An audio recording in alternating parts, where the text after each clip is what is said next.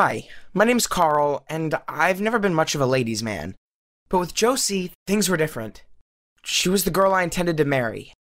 So, for the past 3 years, I've been the perfect gentleman. I carried her things and was always there when she needed someone to talk to. I'm a great listener. Anyway, one Wednesday, we were hanging out at Josie's place after school. I was braiding her hair while she swiped through Tinder, when Josie tossed her phone aside and complained that Tinder was just full of old guys. Maybe your soulmate is someone you already know? I suggested, hoping she'd take the hint. Like Bryce? She asked.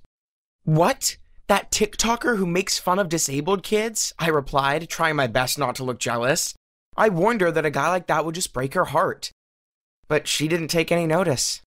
Because about a week after that, we were in the cafeteria when Bryce appeared out of nowhere and slid in next to Josie. Hope I'm not interrupting you and your boyfriend, he said. Josie giggled and replied, Who, Carl? Nah, he's gay. Aren't you, Carl? Assuming Josie didn't want Bryce to see me as a threat, I just shrugged and went along with it. Bryce grinned, then invited Josie to a pool party he was hosting on Sunday afternoon. Without even hesitating, Josie accepted and told him to message her the details on Instagram.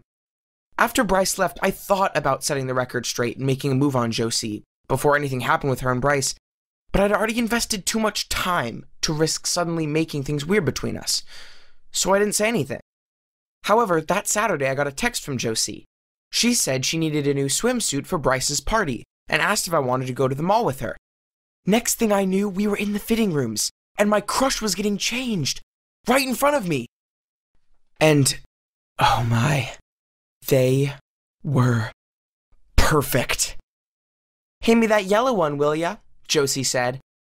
I grabbed the tiny bikini and passed it to her, doing my best to pretend like I wasn't impressed, wishing I'd worn underwear.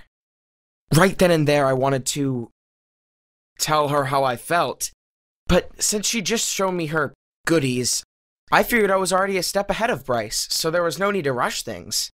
Looking back now, that was one of the stupidest decisions I ever made. Because the next day, Josie posted a picture on her Instagram. There she was at the party, hanging off Bryce's arm, wearing the yellow bikini I just bought for her. To make matters worse, when I saw Josie at school on Monday, she told me she'd hooked up with him. I was heartbroken. It didn't help that for the next few days, Josie was on a high. It was, Bryce this, Bryce that.